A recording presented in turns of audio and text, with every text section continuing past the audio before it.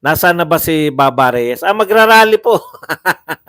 Narinig ko pong ini-interview doon sa ano, si BMR eh. Nakita ko sa post niya, ini-interview si Baba Reyes. Nung mga ano, dahil nga sa Mesona eh. Alam mo naman, yan ang buhay niyan eh. 2.5 million per month daw sweldo ng CEO ng Maharlika Fund. Ano masabi mo, Boss Buds? Yan yung hinihingi. Yan po ang pinakamataas kung pagbibigyan. Watching from Calayan Island, Buds, di kami gaano nakakapanood ng news dito. Magre-resign po ba si BP Sara? Nag-resign na po sa DepEd. Hindi po siya magre-resign bilang DepEd Secretary. Yung mga nagpapakalat po na mga gustong-gusto nilang utuin, kala mo mga mang-uuto na kala nila mauuto nila si BP Sara na tumakbo na lang daw sa Davao. Nagpahayag na po si BP Sara, hindi siya tatakbo sa 2025. Ibig sabihin, Vice President po siya. Ewan ko kung saan nyo naiisip na huhubarin niya yung pagka-Vice President niya para mag-mayor. Pangarap nyo lang. Pangarap nyo na naman yan. Palagay nyo po, Boss Buds, planado kaya ni BP Sara resign na siya bago mag-SONA? Mukhang may magandang mangyayari. Alam nyo, i-take nyo lang po one at a time, no, yung mga pangyayari. Huwag nyo po sobrahan. Kaya po kayo na po, kaya marami sa atin na po prostrate eh. Kasi nagtatakda kayo, may sinasabi kayo na sa ganito, magtatapos na yan, magre-resign na sa ganun. Maging ano lang po kayo ng kasaysayan. Ito po, part na ng history ito nang nagaganap sa atin. I-enjoy nyo lang, enjoy the ride. Enjoy the struggle, enjoy yung laban, di ba? Enjoy lang natin yung laban. Kasi, ang pangit po kasi nung walang laban, susuko na kalaban, parang ganon, yung mas maganda yung nag-i-struggle tayo na ito talagang tunay na laban eh. Si Castro, yan. Lol, walang maisagot si Tambaluslos niyan kasi napapahiya na. Walis din ang gunggong nanahimik. Ano nanahimik? Nagpapasalamat nga daw at tumataas siya. Takot na takot kay BP Sara yung mga taga kabilang bakod, Boss Buds. Tuwan-tuwa sila na nag-resign eh. Tagumpay daw yung rally nila. Yung rally nila na 15 lang ang dumalo, tagumpay daw eh. Napag-resign daw nila ngayon. Ngal-ngal kayo. Margas World, biktima ako pamilya. Hindi natin nabasa. Teka muna, pwede kayong magtanong. Boss Bats, bakit walang sumisira sa mga congressman at senador tungkol sa 8 billion na gustong kunin ng administrasyon mula sa PhilHealth? 8 billion lang po ba? Parang mas malaki pa eh, no? 89 billion ba? Yun nga po, kaya walang silbi itong mga to. Buti na lang may mga magsasampa po ng reklamo sa Supreme Court. Yung Tony Lechon, yung doktor, makulit yun. Pero okay yan. Kasi hindi po talaga nararapat eh. Nagtaas kayo ng premium, nagtaas sila ng singil. Tapos sasabihin nila sobra budget. Kukunin namin yung sobrang budget. Hindi ko maintindihan. Bakit kayo nagtaas kung sobra pala budget? Di po ba? Palagay niyo po sir, tama ba ang pagkuha ng gobyerno sa pera na 89.9 o 89.9 million eh, almost 90 billion. Mali yun. Yan po ay mali. No? Dahil una, nakalagay po yan na ang pera po ng PhilHealth ay para lang po sa health, no? Ayun po yung purpose ng PhilHealth, kaya ka nagpopondo para ponduhan mo. Tanong, yan po bang binibigay natin na healthcare sa mga miyembro ng PhilHealth? Sapat-sapat na? Ibig sabihin, yung may PhilHealth member, pagkabasya na ospital, wala na siyang babayaran. Oh. Eh kung may binabayaran pa rin, bakit tayo magsosoli ng pera? Yun yung pinoproblema natin eh. O ikalawang tanong, wala po bang pangangailangan yung mga pampublikong ospital? Sapat-sapat po ba yung mga public hospital ba natin? Talagang ano na yan, yung napakagaganda na ng mga facilities nila. Comparable na yan sa ating mga private hospital, mga St. Luke's, Makati Med. Comparable na po ba? Eh kung hindi pa, bakit nyo kukunin yung pondo? Bakit hindi nyo ibigay na lang sa mga ospital kung talagang ayaw ninyo? Di ba? O ikatlo, bakit kayo nagtaas ng premium? Bakit nyo po tinaasan kung sobra na pala yung budget ng PhilHealth? Ang daming katanungan eh. Yan po mga ano na yan, yung tanong ko. Ngayon ko lang po na ano yan, automatic lang. Kung para sa kalusugan, sapat-sapat na ba yung binibigay natin na pangangalaga sa mga PhilHealth member? Ibig sabihin, pag na-hospital yung mga yan, wala nang problemahin, lalabas na lang. Eh, minsan dyan pa namumblema eh. Ang may sakit lang isa. Ang nagka-problema lahat ng buong pamilya. Kasi, saan kukuha ng pantustos? Oh.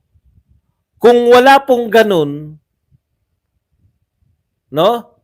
Kung hindi po natutugunan nyo ng gobyerno, lahat ng wala nang babayaran as in zero, papasok ka lang, PhilHealth member po to.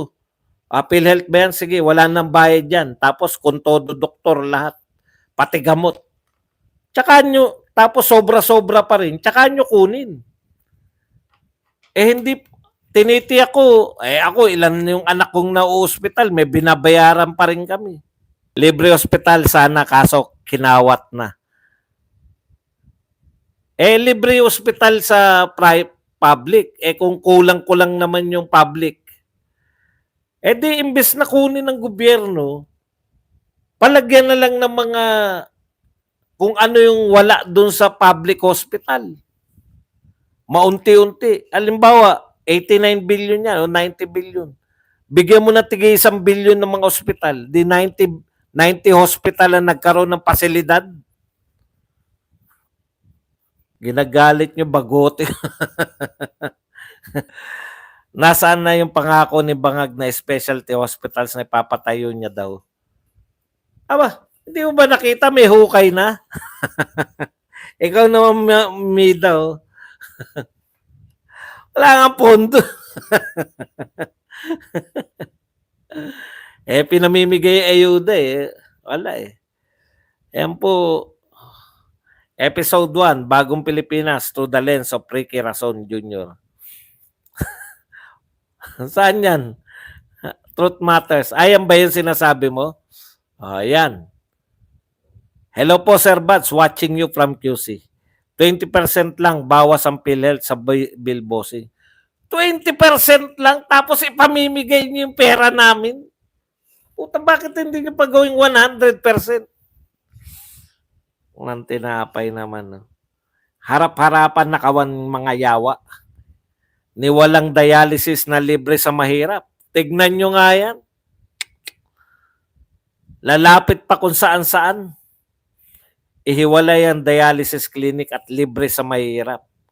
Correct ka sa public hospital, sagot. Hindi lang po sa mahirap, sa mga membro ng PhilHealth. Sa mga PhilHealth po na naghuhulog. Di po ba? Kaya nga naghuhulog Kasuhan nga ni Atty. Harry Roque may pakanaan niya pagharbat ng 90 billion PhilHealth dahil illegal daw. Pet bill ni Atty. Harry nung nasa Congress pa siya yata. Yan. Libre hospital, kaso ang gamot bibilin pa sa labas. At saka ilan lang po yung hospital na public na talagang kumpleto. Meron naman po talaga, no? Katulad po yung sa Caloocan, hindi ko alam kung anong pangalan nun.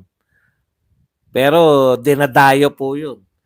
Pero bihira lang po Kumbaga sa dami ng populasyon ng isang lugar tapos isa lang yung ospital, pila-pila po talaga. Literal na nakapila yung may mga sakit. May sakit ka na, pipila ka pa. Kaya po napipilitang mag-private, di ba? Kasi tanggap agad eh. Tatanungin lang, sasabihin lang sa'yo ng private. Eh ano po mahal ano po rito, 290 po per per ano, yung per kama. Paano po ba natin babayaran 'yan? Eh may dala po akong 100,000 eh pirma na po kayo rito.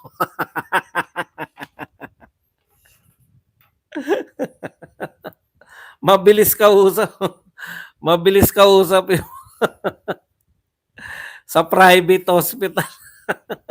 May dala po ako rito ng ano eh. Kasosweldo ko lang eh. Dala-dala ko lahat ng sinweldo ko ng 2 buwan eh. Pirma ka na rito. Gandang hapon, Sir Bad, silent subscriber po. Erderlin. Ibang hukay ata yun. Hindi, may hukay na rin. Lahat na specialty hospital, may hukay na. Ano ba gusto mo? Yung sa kidney, meron na po. Yung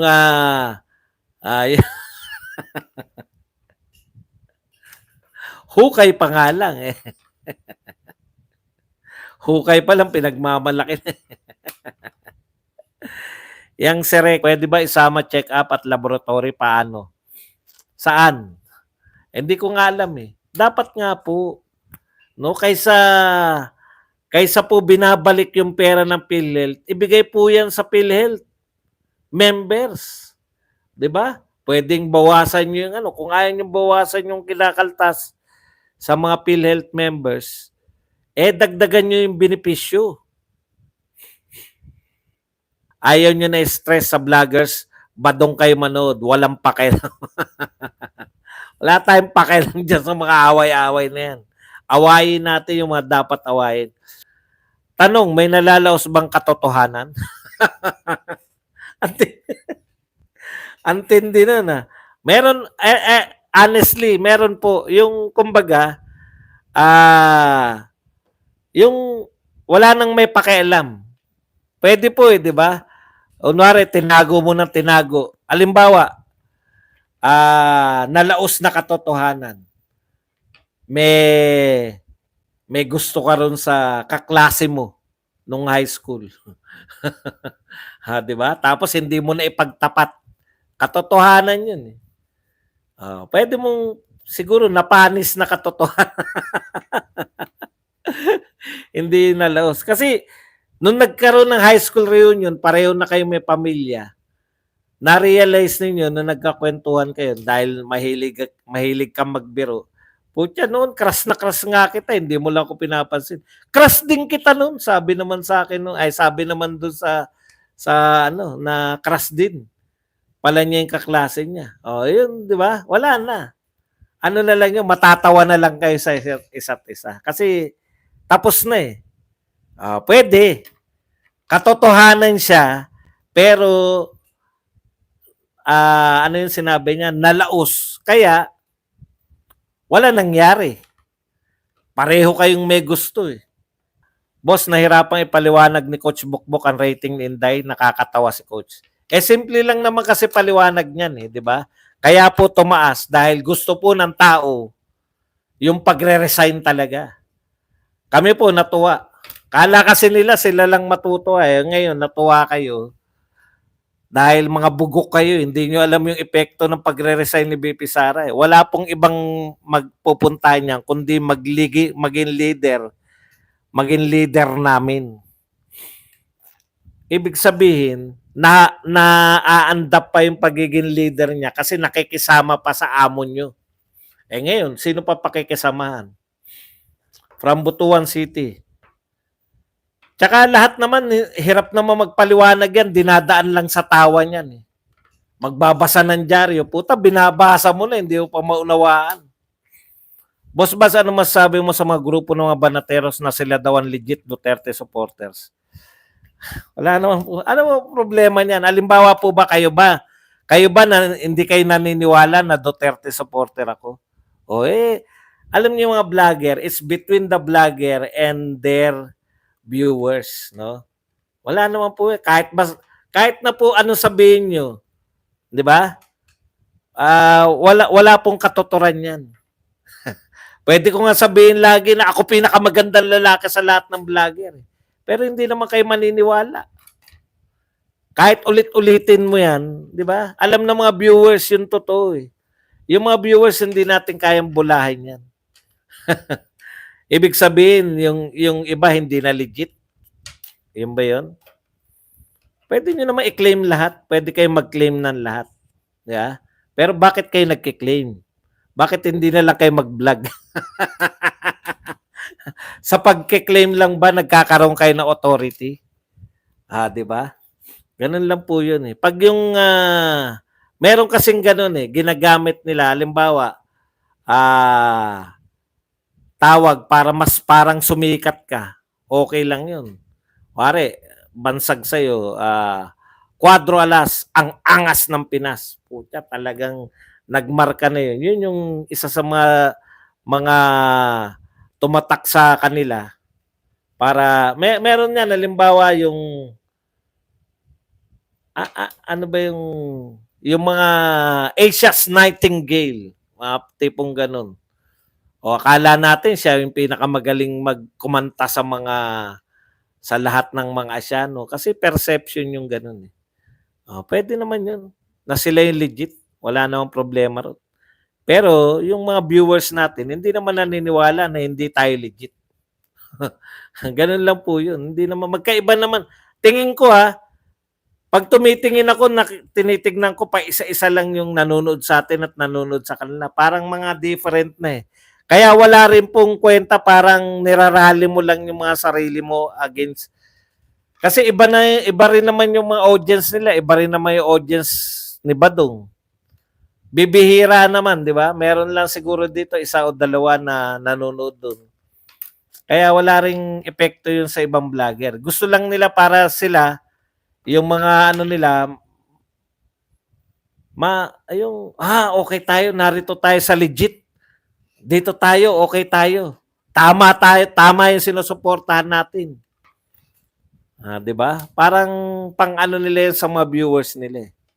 Wala po akong problema kahit na ano. Ako nga tinawag ko sarili natin na kulto ni Digong, 'di ba? Walang problema doon sa mga tawag-tawag. Magkakaproblema pa sila pag inakusahan nila akong bayaran. Nakialam ka na sa iba. Pag sarili mo lang, tawagin mo na kahit na ano, okay lang yan. Pero pag may pinakialaman ka ng vlogger, doon ka magkakaproblema kasi may mga viewer din yun. Totoo naman sila talaga, Binateros ang Super Duterte supporters doon. Kung sila nakikita sila ni Mocha Uson. Totoo naman yun, sila talaga Banateros ang Super Duterte supporters, doon ko sila nakikilala. Yung pala kita mo yan si Juanita Biliran, hindi niya tayo kinikilala, 'di ba? Okay lang yan, wala nang problema diyan eh. Mamaya aalis na yan, 'di ba? Mabubwisit na yan sa mga pinagsasabi ni Badong. Ibig sabihin, fan talaga siya noon, ano magagawa natin?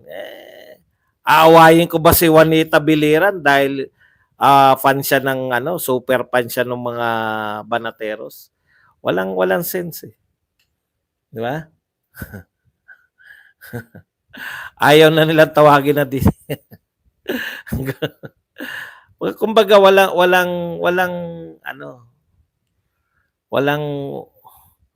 walang katotohanan.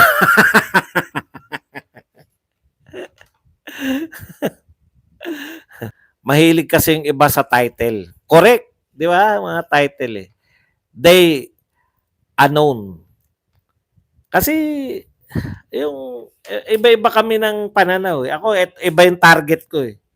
Iba yung target natin, hindi yung makipagpaligsahan sa kanila. Kaya hindi ako maapektuhan ng mga ganyan, mga tawag lang yan.